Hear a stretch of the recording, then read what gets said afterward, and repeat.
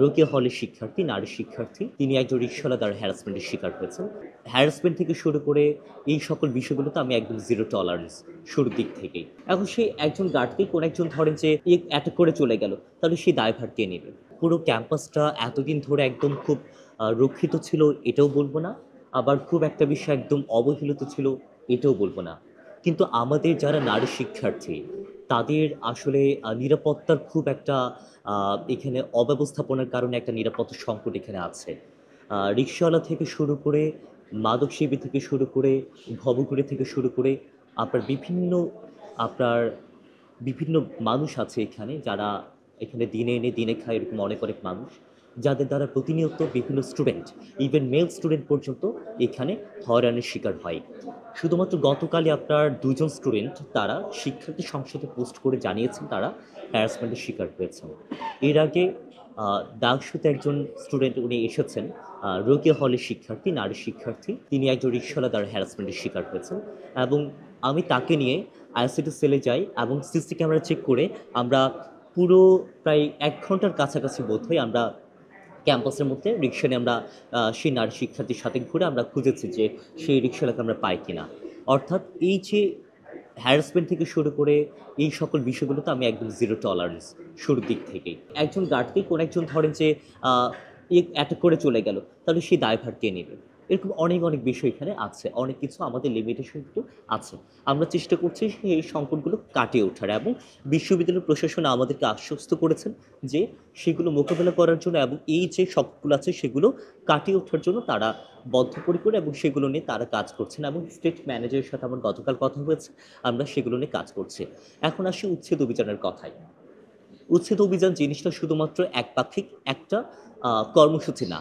এটা হচ্ছে একটা প্রাইমারি একটা ধাপ। এবং সেই জায়গা থেকে আমরা কিন্তু ধাপে ধাপে একটা বড় একটা প্রকল্প, একটা পরিকল্পনায় কিন্তু আমরা আগাচ্ছি। যে আমরা কিভাবে আমাদের যে ৮ টা এন্ট্রান্স আছে আমরা প্ল্যান করেছি সেগুলো আমরা কিভাবে সংরক্ষিত করতে পারি। একজন প্রক্টর বডির একজন সদস্য দিয়ে কিন্তু আমরা সেটা সিকিউর করতে পারবো না একটা গেট। তাহলে কি করতে হবে? আমাদেরকে টোটাল একটা বডি সেখানে অন্তত ৩-৪ জন সেখানে আমাদেরকে রাখতে হবে। এখন তাহলে সেক্ষেত্রে আমাদের কিন্তু একটা সময় লাগছে। কিন্তু সেই সময়টা তো আপনার ইমোশন দিয়ে রেশনালি আ সবাই তো রেশনালি চিন্তা করে না। যখন আপনার একজন নারী শিক্ষার্থী যখন আপনার হ্যারাসমেন্টের শিকার হন, তিনি চাইবেন সাথে, সাথে একটা পদক্ষেপ নেয়া হোক। তাই না? সো সেরকম কথা কিন্তু অনেকভাবে আসছে এবং এটা আসাটা খুব স্বাভাবিক। এবং একজন নারী শিক্ষার্থী বলেন বা পুরুষ শিক্ষার্থী বলেন তার নিরাপত্তা ক্যাম্পাসের মধ্যে পাওয়া এটা তার একটা অধিকার। এবং সেই অধিকারের জন্য তিনি ডাকসু থেকে শুরু করে, তিনি বিশ্ববিদ্যালয় প্রশাসন থেকে শুরু করে, প্রক্টর বডি থেকে শুরু করে সবাইকে তিনি প্রশ্ন করতে পারেন। এটা তার একটা মৌলিক অধিকার। এবং সেই জায়গা থেকে ডাকসু একটি ৭৩ অধ্যাদেশ দ্বারা স্বীকৃত একটি প্রতিষ্ঠান। এটা শুধুমাত্র অনেকে মনে করে এটা শুধুমাত্র একটা ছাত্র সংগঠন। এমনটা না। আমরা কিন্তু প্রশাসনের একটা বডি, একটা ফর্মাল বডি এবং আমাদের কিন্তু বেশ কিছু কি আছে? এখতিয়ার আছে। হ্যাঁ, আমি যদি এখন মাঠে নামি, মাঠে নেমে যদি এগুলো যদি উচ্ছেদ অভিযান করি, সেটা হয়তোবা ব্যক্তিগতভাবে আমার জন্য একটু হুমকিস্বরূপ। কিরকম হুমকিস্বরূপ? যে কেউ আমাকে অন্যভাবে ফ্রেমিং করতে পারে যে আমি লাঠি নিয়ে ঘুরছি। কেউ আমাকে বলতে পারে যে আমি একটু এগ্রেসিভ ভাবে কাজগুলো করছি। এরকমভাবে অনেকভাবে আমাকে কি করতে পারে? ফ্রেমিং গুলো করতে পারে। কিন্তু আমি আমার ব্যক্তিগত জায়গা থেকে, ব্যক্তিগত যে আ বিষয়গুলো আছে সেই জায়গা থেকে আমি ছাপিয়ে আমি দেখছি আমাকে ৯,৫৪৮ জনটা আমাকে ভোট দিয়েছে বা ভোট দেয় নাই বা ভোট দিতে চেয়েও দিতে পারে নাই সে মানুষগুলোর কথা। আমার কাছে রাজনীতির ঊর্ধ্বে গিয়ে কিভাবে আমার বিশ্ববিদ্যালয়কে সিকিউর করতে পারবো, একজন ফিমেল স্টুডেন্ট যখন তার রোকেয়া হল, শুধুমাত্র রোকেয়া হল থেকে আপনারা তো জানেন যে রোকেয়া হল পাশে, টিএসসির পাশে। সেখান থেকে আসতে যেতে তাদেরকে হ্যারাসমেন্টের শিকার হতে হয়। তাহলে ভাবেন যে আমাদের পুরো ক্যাম্পাসটা কত বড়, সেখানে কিরকম ঘটনা ঘটে।